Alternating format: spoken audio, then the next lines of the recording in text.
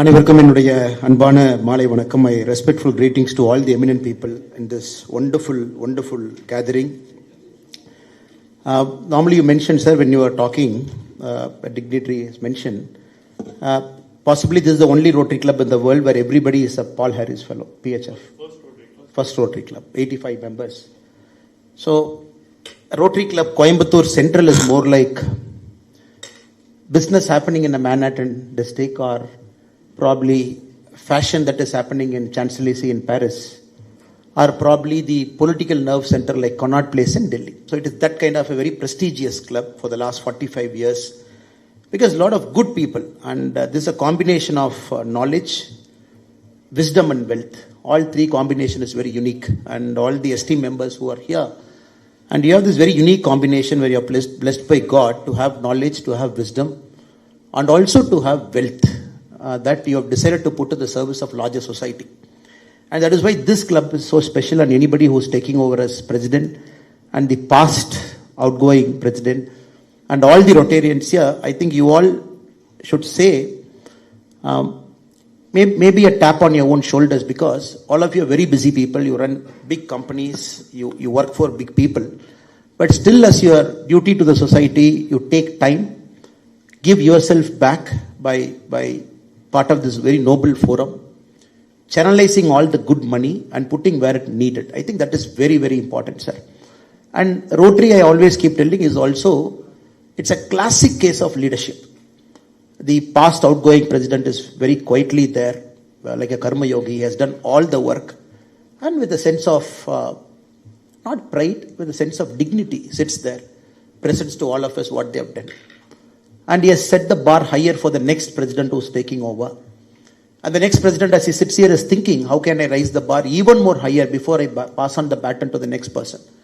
And the leadership is so stable, and everybody knows the next guy who is supposed to come, the team that is there, and zero politics, zero ego in a team. I don't think there is any organization in the world that can, less so politics, that can rival a Rotary Club in terms of a very stable leadership, so that all of our potential is channelized for the greater good. I think that makes the Rotary very, very special all the time, sir. And some of the esteemed dignitaries who are sitting in the front row are themselves very eminent past Rotarians, past presidents here. And they also have done their work, raised the bar higher. So I'm very sure for our new president who's taking oath today along with his team, Rotarian B. Vijayanand sir, it will be a fantastic time, and a time of growth, time of challenge, and time of raising the bar. And also, I should pay my compliments and respects to the past president, Rotarian Bharat Shah ji, and Secretary Ashwin Balasubramaniam, and all the great people who are sitting in the stage, including the Assistant Governor, Sri Murali ji, and the District Director, KK Chuk ji, and all members who are part of the incoming team and members who are part of the outgoing team. So I'm 100% sure, and you will achieve all your objectives, you will take it further, and you will make sure that Coimbatore will continue to prosper. And for people who need it at the appropriate time, you will be there as a beacon of hope and trying to get it done. I was thinking, what should I talk? Because they told me to come at exactly 7 o'clock. I saw the Google map. I saw, okay, 6:30 I leave home, 7 I'm here. Because I didn't want to come 1 minute early, 1 minute late. But I never thought the traffic buildup is so high. Even when I left at 6:20 from airport, the traffic buildup is so high, I landed here at 7:05. Because it happens with so much discipline, and I'm so sorry that on a day I came about 3-4 minutes late. And with such a discipline you run it, with such a time management you run it, you are a beacon and model of excellence, sir. So I thought today, what is the topic I should take for this evening? Eminent people, as I said, knowledge, wisdom and wealth, all combined, people are sitting here. I thought in my own way, I'll touch upon the topic called leadership, which is essential for all of us in some way. And that has defined you as a noble person, and all of you are sitting here. And for me, whenever I look at leadership, I look at a lot of traits, personal qualities, personal attributes that make a great leader. And every time my mind, it goes back to, since I'm in politics, it goes back to Abraham Lincoln. And we all know about Lincoln, great man, who ended slavery in US, and who led with a lot of personal challenges to bring a lot of great change to America. But a lot of us don't know, Lincoln is possibly the only great world leader, possibly the head of a state, who decided to have all his rivals inside his cabinet. And for every time we talk about Abraham Lincoln, we use a word called team of rivals. In the 1860 Republican primary, 4 people contested, along with Abraham Lincoln, to become the Republican nominee for the United States of India president, States of America president. So there was Edward Bates, who was one of his rival. There was Salmon P. Chase, who was one of his rival. There was William Seward, who was one of his rival, and Abraham Lincoln. Or 4 people contested the election. And 3 got eliminated, and Lincoln became the Republican nominee. He beat the Democratic nominee, he became the president. When he took over charge as the President of the United States, he was deciding how his cabinet should be. Normally you tend to take people from your own party, people whom you know, people whom you are comfortable with. But in this case, Abraham Lincoln decided to call his rival in the primary, Edward Bates. He said, can you come and join my cabinet? And Edward Bates said, no, I just fought against you in the primary. He said, it's okay, please be my Attorney General, because this country needs the best of people. It doesn't matter what race, color, creed, or what party we belong to. So his principal rival, he made him Attorney General. And Salmon P. Chase, who was again his principal rival, he made him Secretary of Treasury. And William Seward, who was again his principal rival, he made him Secretary of State. This is a very unique cabinet where all the 4 people who contested to that prestigious post, 3 people inculcated into his cabinet. And this makes Lincoln one of the greatest statesmen the world has seen. Bringing rivals, using the knowledge and taking it up. That I keep liking with Rotary. That is what when I mentioned initially. It is a test of leadership because the kind of people whom we bring in, very stable, and everybody knows who is there, everybody knows who is the outgoing, incoming, so that there is a very clear chain of command, and then we only focus on the job to be delivered, we get it done. So this I thought is a huge parallel with respect to how Rotary is functioning. And anybody who is sitting in a position of power, we all tend to make decisions. And many of the time it is a moral decision. You mentioned about a certain budget, where to put that budget. Can it go to rural rejuvenation? Can it go to lakes? Can it go to a government hospital, government school? It is always a moral choice. The person who is sitting in that chair is always forced to take that choice. The second greatest quality I liked with Lincoln is, in 1863, when they tried to pass the 13th Amendment in the United States of America to abolish slavery, and Lincoln did not have votes. He did not have votes to pass the bill. So he bribed the people. He bought over congressmen. He called certain congressmen. He said, if you vote for this bill, I will give you this to your constituency. And some people were supposedly, they asked for money, they took it. And Steven Spielberg in his movie Lincoln, he very beautifully captures how Lincoln had to take this moral choice every single day because he had a very clear mission. 13th Amendment has to come, slavery has to get abolished. When the bill got passed, slavery got abolished in the US, one of the greatest senators himself, a person called Thaddeus Stevens, he stood up in the Congress, he said, the greatest measure of the 19th century, passed by the purest man in America, purely aided and abetted by corruption. So this is the Thaddeus Stevens reference he gave to Abraham Lincoln when the 13th Amendment got passed. So as leaders, we all face this big moral choices when we sit in a chair, try to make things happen. But we are not going to Lincoln's extent in doing our work. But that is a second moral compass that I thought any Rotary leader who comes here, sits here, you face it. And more than anybody else, the person who sits in the chair and the team who comes there, they come with a certain distinction. In this case, the immediate president, the current president, and every single person has achieved something in life. They've gone through a certain process. They have done great things in their own life. Then they come to this chair because they bring a lot of wealth of experience to this. So I'm very sure, sir, you will have a lot of moral choices that you will be facing. And I hope that you end up on the right side of your heart all the time. There is nothing called 100% of the time I make the right choice. But overall, I kind of pray to God that during your tenure, and you and your team will try to end up in the right side of things by putting the money where it belongs. And third, right now there is a huge leadership crisis in the world. People keep using this word called VUCA. Normally for leadership they use this word called VUCA. If you go to management seminar, they say it is volatile, it is uncertain, it is complex, it is ambiguous. They say all 4 are combined, that is leadership. Right now we can very clearly say the world is on the cusp of VUCA. The world is volatile, it is ambiguous, it is uncertain, and it is complex. Now we are not very sure how the world leaders are behaving. For example, the president of US, Mr. Trump. You mentioned about the industries in Coimbatore. We are waiting for the tariff, not sure. It is taking time. And we are also in this last 10 years very clearly seeing the collapse of multilateral institutions. WTO has very clearly collapsed. The recent Gaza, Israel, we have seen the UN General Assembly collapsing. We have seen the Israel, Iran and Americans, again the United Nations collapsing. So we are seeing the great institutions that are supposed to hold the balance of power. In our own eyes, we are seeing that collapsing right in front of our eyes. And the great leaders who are supposed to behave like statesmen, countries having power, wealth, knowledge, which were supposed to behave like statesmen are behaving like parochial powers, are just behaving with powers that is willing to take anybody's land. We have seen the recent negotiation that brought the war in Congo, Rwanda, the Gulf of America, the Gulf of Panama, the Greenland, all the issues. So global level, we are at a very uncertain time. The rise of China is also a kind of uncertain time. The balance of power that is shifting at a global level. So right now in our eyes, we are seeing that.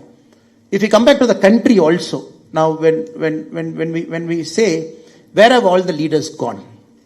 Very simply, we can clearly ask public service why the leaders are not of a certain quality. It's a very rightful question for a taxpayer to ask. We are in that stage and time. When we come to a district at a local council, a provincial level, again we are asking where have all the good leaders gone, leaders with moral compass. So Rotary as an institution, as an organization, as a foundation, it has always given stable leadership to the world, from the big powerful countries to some of the poorest African countries. Rotary has always acted as a shining beacon despite all the volatility that has surrounded. It has taken some of the biggest issues that is facing humankind. Rotary has done its best to solve it. So in this time, even if you are talking about Rotary Coimbatore Central president who is taking over, at the global level also, we are at a serious crisis for leadership. And we are also looking at institution like International Monetary Fund that is on the verge of collapse. We are looking at 1944 agreement which brought dollar as a preeminent global reserve system. That is on the verge of collapse with the bitcoins, cryptocurrency, everything that is there. We are also looking at a world that is divided between haves and have-nots, where countries having technology have become the haves, countries not having the technology have become the have-nots. We are seeing a new kind of dynamics in the global world, where countries cornering certain resources are supposed to be the best in the world in terms of shaping up the next 50 years of developmental journey. As we look now, countries like China and US have taken the lead very clearly in artificial intelligence, in the rare earth minerals. They have completely taken hold of what is happening. If you look at China per se, the known rare earth minerals find, China has got 69%, US is at 12.3%. Again, if you look at the processing capacity of the rare earth minerals, China is at 92%, US is at 4%.